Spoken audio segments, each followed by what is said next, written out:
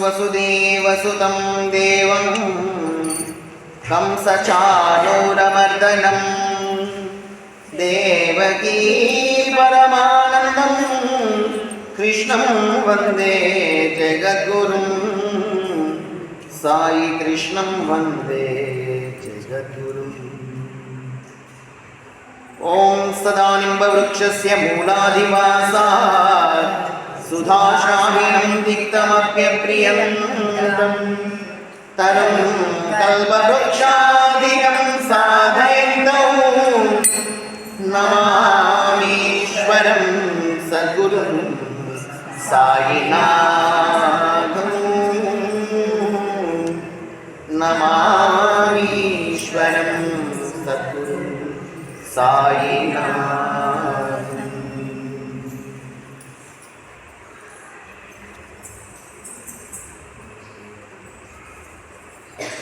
శ్రీకృష్ణ పరమాత్మ సంపూర్ణ అనుగ్రహ కృపాకటాక్ష వీక్షణముల మాటన క్షేత్రపతి అయినటువంటి సద్గురు షిరిడి సాయినాథ్ మహారాజుకు సాష్టాంగ దండ ప్రణామాలు సమర్పించుకుంటూ మద్గురుదేవుడు కేశవానంద స్వాముల వారికి పాద ప్రణామాలు అర్పిస్తూ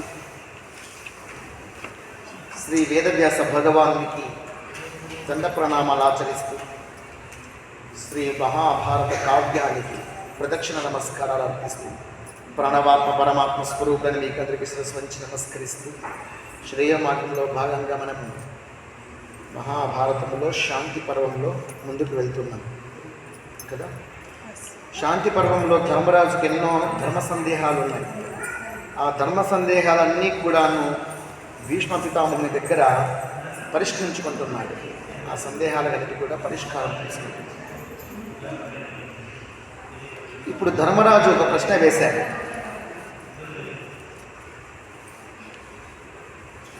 మహాత్మా భీష్మ పితామహ, ధర్మార్థ కామములను ఏ విధముగా జరిపిన మేలు కలుగును అని ధర్మరాజు అడిగినాడు.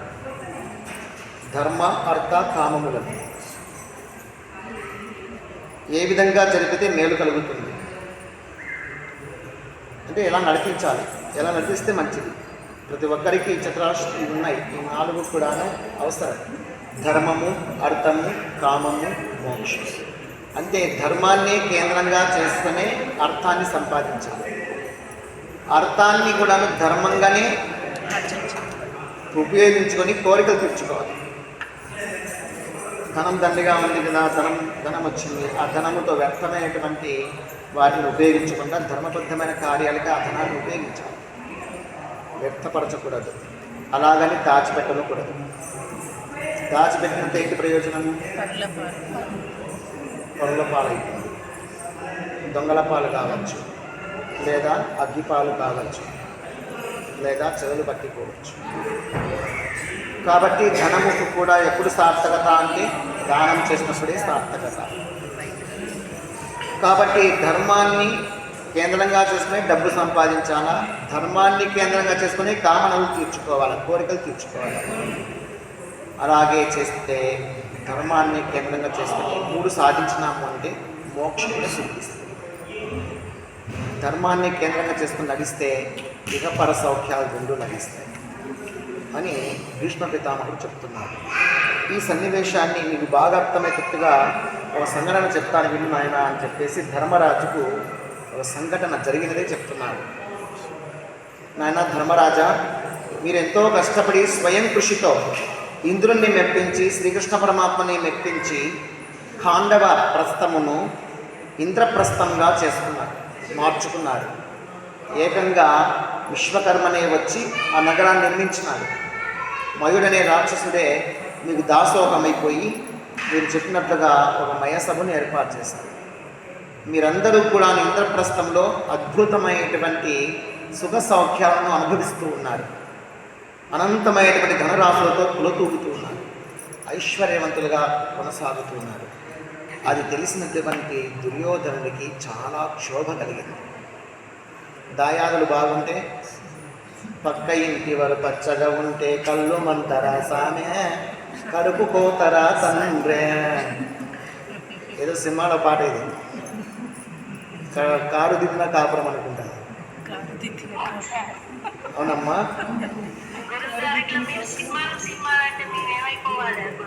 సినిమాలు చూసి తరించండి అమ్మా. సినిమాలు చూసినా దాంట్లో ఏది మధ్యలో తీసుకువెళ్తారు. విజయమ్మకి ఎప్పుడే అదొక సందేహం ఉంది సార్. విజయం తల్లి, ఇప్పుడు సీతాఫలం పండు నీ చేతికి ఇస్తాను నేను. సీతాఫలం పండు నీ చేతికి ఇస్తే నువ్వేం తింటావు? పైన తొక్క తీసేస్తావు, లోపల ఇత్తనం తీసేస్తావు, మధ్యలో గుజ్జు మాత్రమే లాగేసుకుంటావు. అంతే నువ్వు చేయాల్సింది. నీకు అదే కావాలా? అది తీసుకో.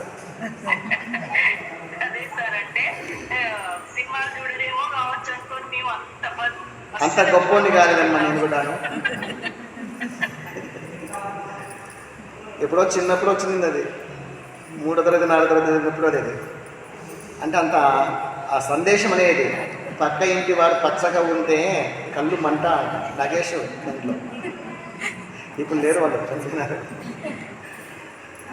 ఆ విధంగా దుర్యోధనునికి దయాదులు బాగున్నారంటే కళ్ళు మండిపోతున్నాయి. దాంతో ఏమి చేయాలని చెప్పేసి తన క్షోభను బాధను తట్టుకోలేక తండ్రి దగ్గరికి పోయినాడంట.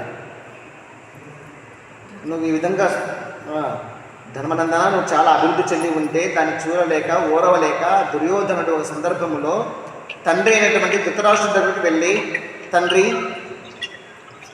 ధర్మాదులు, ధర్మరాజాదులు, పాండవులు అద్భుతముగా ఇంద్రప్రస్థాన్ని నిర్మించుకొని సుఖభోగాలతో తులతూగుతున్నారు.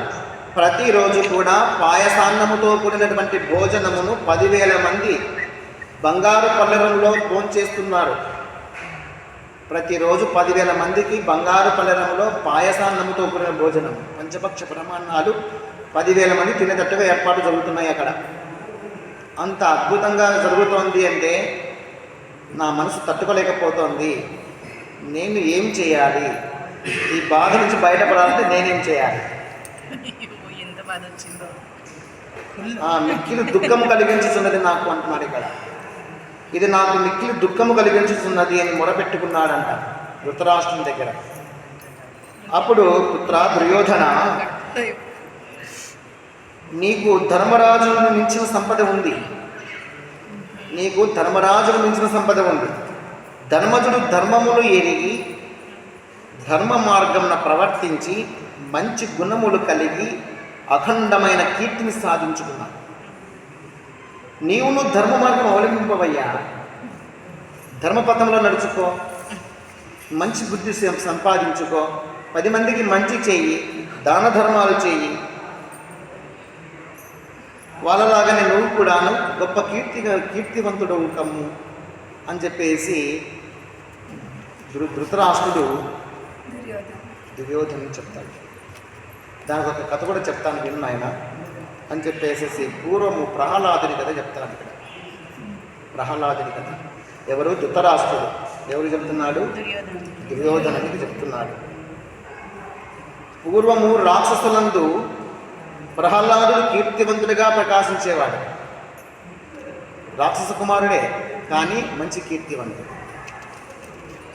ప్రహ్లాదుడు తన మంచితనము చేత, మంచి స్వభావము చేత, సత్శీలము చేత, సద్గుణ సంపత్తి చేత పాతాళ లోకముతో పాటుగా, భూలోకముతో పాటుగా స్వర్గలోకము దాకా వెళ్ళి స్వర్గలోకాన్ని కూడా ఆక్రమించుకున్నాడు.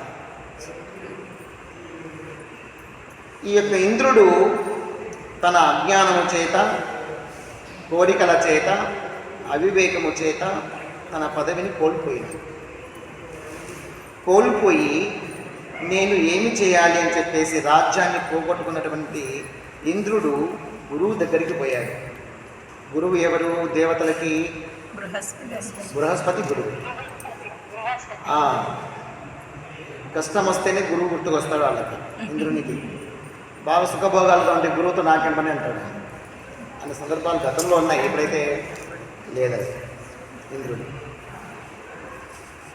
గురువు దగ్గరికి పోయేసి, గురుదేవా నాకు మార్గాన్ని ఉపదేశించండి, నాకు మార్గదర్శిగా నిలబడండి, తిరిగి నా స్వర్గలోకాన్ని నేను పొందాలి, ఏం చేస్తే పొందగలను అని అంటే శుక్రాచార్యుని ఆశ్రయించు చెప్తాడు. నువ్వు నా మాట వినవు, లెక్కలే బుర్ర తెక్కదు నీకు, శుక్రాచార్య దగ్గరికి వెళ్ళిపోవాలి. శుక్రాచార్య దగ్గరికి పోయాడు. ఎవరు? ఇంద్రుడు, దేవతల రాజు. శుక్రాచార్యుడు ఎవరు? రాక్షసులకు గురువు. దేవతల గురువు అయినటువంటి బృహస్పతి ఏ రాక్షసుల గురువు పోయి అడుగు అన్నాడు. ఎందుకు? ప్రహ్లాదులకు గురువు ఎవరు? శుక్రాచార్య. రాక్షసుల గురువు ఆయనే కదా. కాబట్టి శుక్రాచార్యుని దగ్గరికి వెళ్తే ఆయన ఏమైనా కనకరిస్తే వాడికి ప్రహ్లాదుని ఏమైనా చెప్తే నీ రాజ్యం నాకు ఇప్పించచ్చు అని చెప్పేసి సలహా ఇచ్చారు. సలహా ఇస్తే సరే అని చెప్పేసి రాజ్యం కోసం గురువు తప్పదు కదా, ఎవరి కాలైనా పట్టుకోవాల్సిందే. అది కూడా ఒక విజ్ఞత. బలహీనమైనప్పుడు ఎవరైనా సరే, బలహీనమైనటువంటి వాళ్ళు బలవంతుడి దగ్గర ఉండాల్సి వస్తే ఎలా ఉండాలని చెప్పినారు, ఇంతమంది చెప్తున్నారు. అనిగమనిగా ఉండడమే మంచిది. దానికి ఏదో పద్యం గుర్తుగా వస్తుంది. కొండ అద్దమందు కొంచెమై ఉండదా, అనువుగాని చోట మెదుకుల మనరాదు, కొంచెం ముందుకెళ్ళిన పొదువగాని కొంచెమై ఉండదా, కొండ అద్దమందు కొంచెమై ఉండదా, విశ్వదాగి రామ వినరోజే, అనువుగాని చోట అధికుల మనరాదు, కొంచెముండు తెల్ల కొదవగా. కానీ అణిగి ఉండడం వల్ల ఏం కొదవలేదు. అక్కడ ఎవరో చూడండి, మీరు మాట్లాడుకునేది మాకు ఎట్లా వినపరాదు, మా ఉపన్యాసమే వినపరాదు, సరిగా ఆఫ్ చేసుకోండి మా. అనువుగాని చోట నదుకుల మనరాదు, కొంచెం ముందుటెల్ల కొదువ కాదు, కొండ అద్దమందు. ఇప్పుడు మీ దగ్గర బ్యాగులు ఎత్తితే ఉంటాయి అద్దాలు, ఇంత అద్దం చూసినా కొండ అర్థం వస్తుంది. కొండ అద్దమందు కొంచెమై ఉండదా, విశ్వదాపి రామ వినరవేమ అన్నట్ల అవసరం పొందే పరిస్థితులను బట్టి మనము బలవంతుల ముందర మనము అణిగి ఉండడమే మనకు శ్రేయస్కరం. అక్కడ గర్వం చూపిస్తే ఏ ప్రయోజనం లే, ఇంకా పరిస్థితులు తారుమారైపోతాయి. ఇంద్రుడు ఇప్పుడు శుక్రాచార్య దగ్గరికి వెళ్ళాడు. శుక్రాచార్యుని పాదాలు పట్టుకుంటే శుక్రాచార్యుడు చెప్పినాడు, నాదేముంది నాయన, ప్రహ్లాదుడు సుగుణశీలి, అతనికి ఆశ్రయించు, అతన్నే అడుగు, అతన్నే దానం చేయమను. ప్రతిరోజు దానం చేస్తుంటాడు ఏదో ఒకటి, నువ్వు పోయి చేయించాల్సి, ఏమడగాలో అడిగిస్తాడు. ఏమడగాలి స్వామి, నాకు అడగడానికి భయంగా ఉంది. ఆయన్ని అడుగు, ఏమడగమంటే ఆయనే అడుగుతాడు, ఆయనే చెప్తాడు. అది కూడా అని చెప్పాడు. సరే అని చెప్పేసి ఏం మాట్లాడొచ్చుగా వచ్చాడు. ఒక బ్రాహ్మణ రూపంలో పోయాడు ఇంద్రుడు. బ్రాహ్మణ రూపం ధరించి ఆ ప్రహ్లాదుని దగ్గరికి పోయాడు. వరుసలో క్యూలో నిలబడ్డాడు. క్యూలో నిలబడి లాస్ట్లో వెళ్ళాడు. ఆ బాపని చూసి చేతులెత్తి నమస్కరించి, ప్రహ్లాదుడు, మహానుభావ, మీ రాక కారణమేమి, మీకు ఏమి నేను సహాయం చేయగలను, ఏం దానం చేయగలను అని అడిగినాడు. అడిగితే, స్వామి, మీరు పాతాళలోకాన్ని, భూలోకాన్ని, స్వర్గలోకాన్ని, ముల్లోకాలను ఆక్రమించి పరిపాలన చేస్తున్నారు. ఎలా అంత సంపదను, ఐశ్వర్యాన్ని పొందగలిగినారు? దానికి ఆ విధంగా పొందాలంటే ఏమి చేయాలి, నాకు సెలవు ఇయ్యండి అని అడిగాను. అడిగితే అప్పుడు ప్రహ్లాదుడు చిరునవ్వు నవ్వి, నాలో మంచి స్వభావం ఉంది, సచ్చీలము అంటారు దాన్ని. శీలము అంటే ఏంటంటే సద్గుణ సంపత్తి అని అర్థం. నాలో సత్శీలము ఉంది, మంచి స్వభావం ఉన్నది.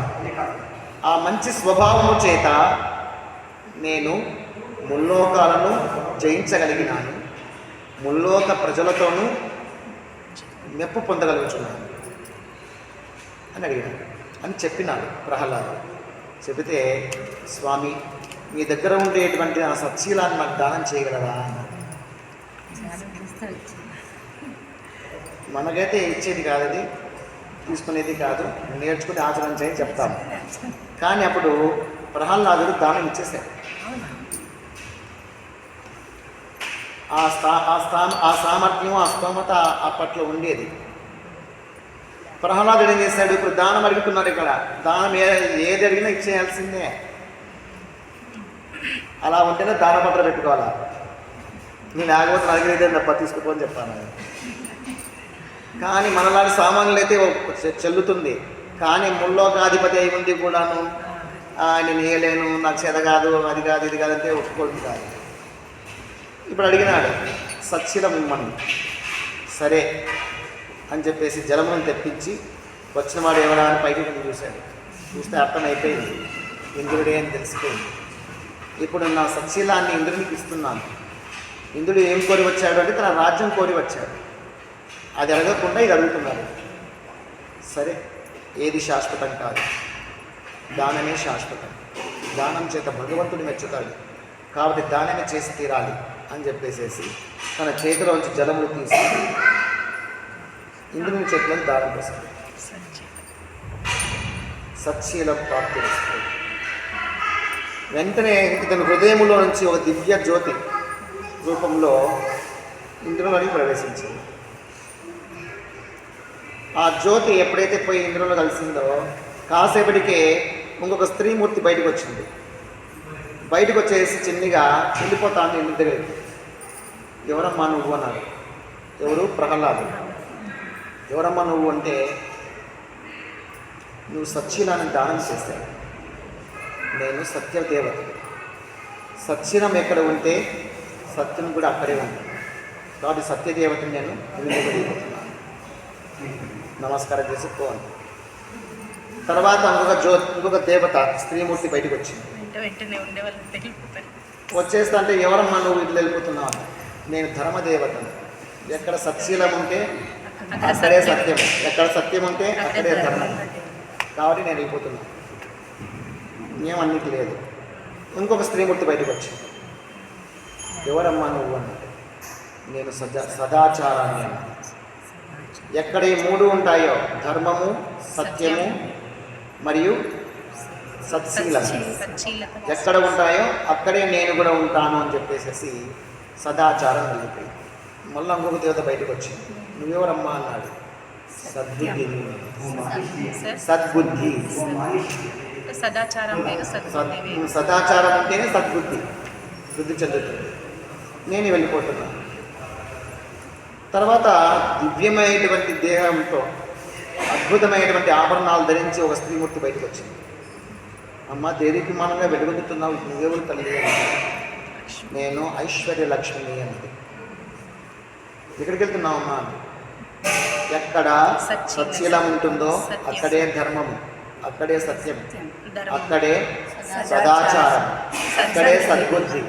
సద్బుద్ధి ఎక్కడ ఉంటే అక్కడే ఐశ్వర్యం. బుద్ధి బలము చేతనే ఐశ్వర్య బలం పెరుగుతుంది. బుద్ధి బలం బలహీనమైతే ఐశ్వర్యం కూడా లభించదు. అందుకంటే ముఖ్యమైనది ఏంటి? సత్శీలం, సద్గుణ సంపత్. ఆ శీలం కొరత పడిందంటే మొత్తం వెళ్ళిపోతుంది. ఇప్పుడు దానం చేశాడు కాబట్టి వీళ్ళందరూ వెళ్ళిపోతున్నారు. ఎప్పుడైతే వీళ్ళందరూ వెళ్ళిపోయినారో ఇతను నిర్వీర్యుడు అయిపోయినాడు ప్రహ్లాదు. తెలిసి కూడా నేను ఇంద్రునికి దానం ఇచ్చినానంటే ఇంద్రుడు ధనవంతుడవుతాడు, ఐశ్వర్యవంతుడు అవుతాడు, బలవంతుడవుతాడు, బలహీనవుతాడు. కానీ మాట ఇదే విధంగానే అంత తర్వాత ప్రహ్లాదుని తర్వాత అతని కుమారుడు విరోచనుడు. ప్రహ్లాదుని కొడుకు విరోచనుడు. అతడు దుర్మార్గుడు. వీళ్ళ తండ్రి దుర్మార్గుడే. ప్రహ్లాదుని తండ్రి హిరణ్యకశిపుడు దుర్మార్గుడు. ప్రహ్లాదుని మంత్రుడు పుట్టాడు. ప్రహ్లాదుని పుట్టినవాడు దుర్మార్గుడు. మళ్ళీ వాని కుమారుడు బలిచక్రవర్తి గొప్పవాడు. విరోచనుడు కుమారుడు బలిచక్రవర్తి. తాతలాగానే బలిచక్రవర్తి కూడా వామన రూపంలో వచ్చాడు మహావిష్ణువు. అప్పుడు మళ్ళీ ఇంద్రుడు రాజ్యం కోల్పోయినాడు. అప్పుడు కూడా బలిచక్రవర్తి చేతిలో స్వర్గము ఆక్రమించబడింది. ఇంద్రుడు మళ్ళీ రాజ్యం పోగొట్టుకున్నాడు.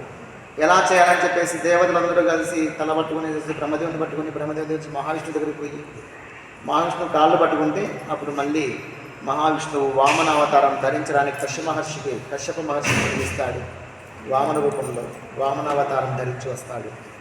వచ్చి ముల్లోకాలను 3 పాదాలతో ఆక్రమించేస్తాడు. వచ్చి వాళ్ళకి ఇలాంటి ప్రాణాలు మంచి దైవ స్వరూపుడు కదా, అలాంటి వాడు పుట్టడం కారణం ఏంటి గురువుగారు? విరోచనుడు దుర్మార్గుడే, మరి వాళ్ళకి మంచి కుమారుడు పుట్టినాడు కదా. విరోచనుడు దుర్మార్గుడు, కుమారుడేమో మంచోడు పుట్టినాడు. విధి రాత భగవంతుడు ఆడే నాటకము ఏది ఎలా సాగుతుందో ఎవరికి తెలియదు. ఇద్దరు తెల్లగా ఉంటారు, భార్యాభర్తలు, కొడుకులను నల్లగొడతారు. దాని తప్ప అన్నావమ్మ, అది వంశంలో ఎవరెవరు ఎక్కడో ఉంటాయి, అవి బీజాలు, అవి బయటకు వస్తాయి. దైవలీలలు ఇవన్నీ కూడాను. కాబట్టి ఎవరు మనం తప్పు పట్టనీకి లేదు. ప్రకృతి ఎలా సాగిపోతుందో, కాల ప్రవాహం ఎలా సాగిపోతుందో దాన్ని మనము ఏమాత్రము ఏమీ చేయలేని నిస్సహాయులం. కాబట్టి తల వంచి నమస్కరించడమే, కొనసాగించడమే, దాన్ని ఒప్పుకొని జీవనం సాగించడమే చేయాలి. అంతే. ఏం వితండవాదం చేసుకుంటే ఏ ప్రయోజనం లేదు దాని నుంచి. ఆ విధంగా బలిచక్రవర్తి దగ్గరికి వస్తే వామనుడు వచ్చింది సాక్షాత్తు మహావిష్ణువే అని శుక్రాచార్యుడు చెప్తాడు. వద్దు, దానం చేయొద్దు, నీ రాజ్యం అంతా లాగేసుకుంటాడు, వికారం చేసేస్తాడు, వద్దని కూడా సలహా ఇస్తాడు. వినకపోతే నేను అంతటి శ్రీహరే వచ్చి, లక్ష్మీపతియే వచ్చి ఆయన చెయ్యి కిందై నా చెయ్యి పై అయి దానం చేయడం కంటే కావాల్సిన ఘనకార్యం ఏమన్నా ఉన్నదా ఈ ప్రపంచంలో? ఈ జీవితానికి అది సార్థకత కాదా? ప్రపంచాలకు, లోకాలకు, సకల భువనాలకు ఆయనే దాత, శ్రీహరియే దాత. ఆయన దయాభిక్షతనే నేను ఇంత మాత్రం ఉన్నా. అటువంటి ఆయనే వచ్చి నా దగ్గరకు వచ్చి చేయి చాస్తుంటే నేను దానం చేయకపోతే ఏమన్నా అర్థం ఉందా గురుదేవా? ఈ ఒక్క విషయంలో నీ మాట నేను ఒప్పుకోను, తిరస్కరిస్తున్నాను, నన్ను క్షమించు, నన్ను శపించినా నేను దానం చేస్తాను.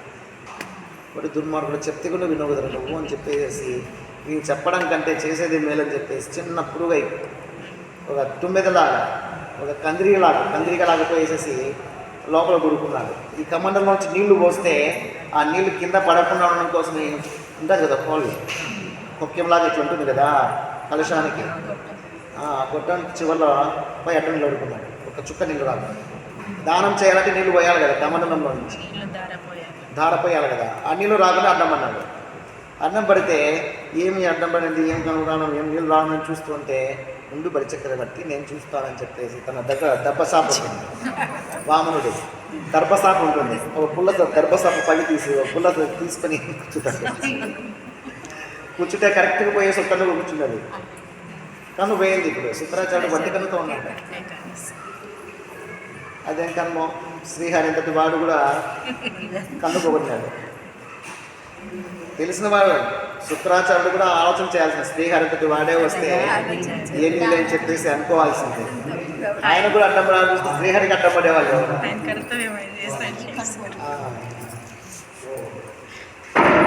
శ్రీమన్నారాయణకి ఎదిరేది.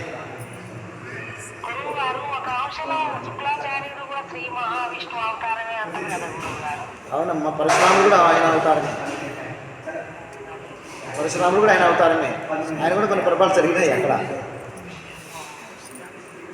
ఆ అవతార ధర్మం. ఇప్పుడు ఈయనున్న దుర్వాసుడు ఉన్నాడు, ఆయన పరమశివుని అవతారమే. ఆయన కోపాలు ఎన్ని ఇబ్బందులు తెచ్చిపెట్టింది, ఎంతమందికి ఇబ్బంది తెచ్చిపెట్టింది. అవతారం ధరించినప్పుడు కొన్ని మానవ రూపం ధరించిన తర్వాత కొన్ని దోషాలు దొరుకుతాయి. అది మనం లెక్కించడానికి మనకు అర్హత లేదు. అంతే, అన్ని లోక కళ్యాణమే అనుకోవాలి. ఆ విధంగా బలిచక్రవర్తి కూడాను దానంలో గొప్పవాడు అనిపించుకున్నారు. రాక్షస కుటుంబాల్లో పుట్టినప్పటికీ వీళ్ళిద్దరూ కూడాను దానం చేసి గొప్పవాళ్ళు అనిపించుకున్నారు. దేవతల్లో పుట్టిన కానీ అటువంటి గొప్ప కీర్తి పొందిన వాళ్ళు ఎవరు లేరు రాక్షసుల్లో పుట్టిన. ఈ విషయం మనం గుర్తించాలి ఇక్కడ. కాబట్టి దుర్యోధన నీవు సంపాదించాల్సింది ఏమిటి అంటే నీకు ఐశ్వర్యంగా పెరగాలి, కీర్తి పెరగాలి అంటే నీ శీలాన్ని పెంచుకో, సచ్చీలాన్ని పొందు, నీ యొక్క మంచి స్వభావాన్ని పెంచుకో అని సలహా ఇచ్చాడట. కాబట్టి ధర్మార్థ కామాలను చక్కగా నువ్వు పొందాలి అనుకుంటే నీ యొక్క సద్గుణ సంపత్తిని వర్ధిల్లి చేసుకో. మరి సచ్చీలం అంటే ఏంటి అని అడిగినాడు ఇక్కడ ధర్మరాజు. ఇప్పుడు మంచి స్వభావం అంటే ఏంటి స్వామి అన్నాడు. సచ్చీలం అంటే ఏంటి, మంచి స్వభావం అంటే ఏంటి అని ధర్మరాజు ప్రశ్న వేశాడు. వేస్తే మనోవాక్కాయములతో పాపం చేయకుండా ఉండుటయే సచ్చీలము అన్నాడు. ఈ మాట నోట్ చేసుకోవాలి అందరూ. మనోవాక్కాయములతో, మనస్సుతో కానీ, మనం 3 రకాలుగా పాపం చేస్తుంటాం. ఎవరు చేసినా ఈ 3 రకాలే. ఎన్ని రకాల పాపాలు ఉన్నాయో అన్ని 3 రకాల్లోనే. 1 మనస్సు, 2 వాక్కుతో, 3 కాయంతో. కాయము అంటే దేహంతో. మనస్సుతో, వాక్కుతో, కాయంతో పాపం చేస్తూ ఉంటాం, దేహంతో. ఈ 3 రకాలుగా మనోవాక్కాయములు, వీటిని త్రికరణములు అంటారు. కరణము అంటే సాధనము అని, త్రికరణములు అంటే 3 రకాల సాధనములు. ఈ 3 రకాల సాధనాలే పనిముట్లు: మనస్సు, వాక్కు, శరీరం. వీటిని త్రికరణాలు. ఈ త్రికరణముల ద్వారా పాపము చేయకుండా ఉండుటయే సచ్చీలము. మరియు సకల ప్రాణుల పట్ల హితము కలిగి ఉండుట, సకల ప్రాణులను ప్రేమించుట. అద్వేష్ట సర్వభూతానాం మైత్రః కరుణ ఏవచ నిర్మమో నిరహంకార సమదుఃఖసుఖః క్షమీ అని 12వ అధ్యాయంలో 13వ శ్లోకంలో శ్రీకృష్ణ పరమాత్ముడు భగవద్గీతలో చెప్పినాడు. అద్వేష్ట సర్వభూతానాం, ఏ జీవరాశిని ద్వేషించకుండా ఉండడం, అది సచ్చీలత. కరుణ కలిగి ఉండడం. మైత్రః కరుణ ఏవచ, స్నేహంగాను వాటితో కరుణ కలిగి ఉండాలి. అప్పుడు నీలో సచ్చీలత ఉన్నట్ల లెక్క. అదే పని, అదొక కొలమానం. కరుణ ఉందా లేదా అనేది కూడా జీవరాశుల పట్ల. ఏదైనా ప్రాణి ఆపదలో ఉన్నాయి, ఇబ్బందుల్లో ఉన్నాయి, ఏ ప్రాణి చనిపోతుందని తెలిస్తే దాన్ని కాపాడే ప్రయత్నం చేయడం కూడా ఒక పుణ్యభావన. అది ఒక మనసు వాళ్ళది మెత్తనిది అని అర్థం. అదేమి చేయకుండా ఇక్కడ చీమలు పోతుంటాయా, వాటి కుదవి పోతుంటాయి, అదే మనకి తీసుకునేది నలిసేది, అట్లే నలిపేసేది. ఏదైనా పురుగు వాళ్ళని దాంట్లో పిసికేది. మొన్న కూడా చూసినాను, ఏదో వాళ్ళకి దాన్ని తీసుకుని నలిపేసి పాడేస్తున్నారు. ఇట్లా తీసుకుని నలిపేసి పాడేస్తాను.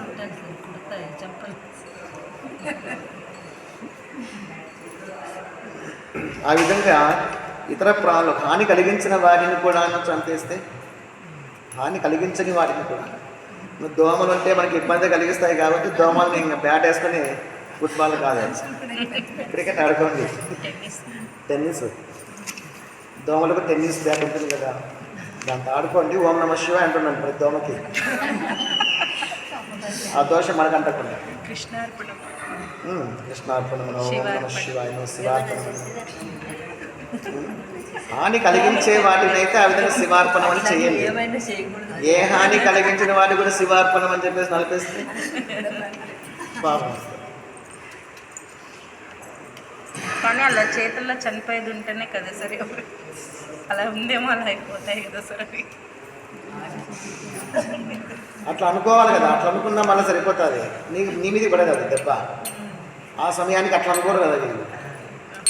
హే పరమాత్మ, నా చేతులు ఈ పురుగు నలిగి చనిపోవాలని ఉందన్నమాట అని భగవంతుడు తలుచుకుంటే నీకు బంధం లే. మళ్ళీ అక్కడ భగవంతుడు గుర్తుకు రానప్పుడు వీళ్ళ లోకం వేరే, వాళ్ళ లోకం వేరే ఉంటుంది, బంధం చుట్టుకుంటుంది. అట్లా ఒకవేళ ఏదైనా ప్రాణం చెప్పినామంటే, స్వామి దీని ప్రాణం నా చేతిలో రాసిపెట్టి ఉన్నది కాబట్టి చనిపోయింది, నేను నిమిత్త మాత్రమే, నువ్వు రాసిపెట్టిన రాస ఇట్లాగే ఉంది అని అనుకుంటే దోషం అక్కడికి వాయా, నీకు లేంగా.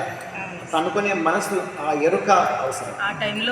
ఆ టయానికి ఆ ఎరుక ఉంటే నీకు దోషం లేదు, ఆ ఎరుక లేకపోతే బంధం చుట్టుకుంటుంది.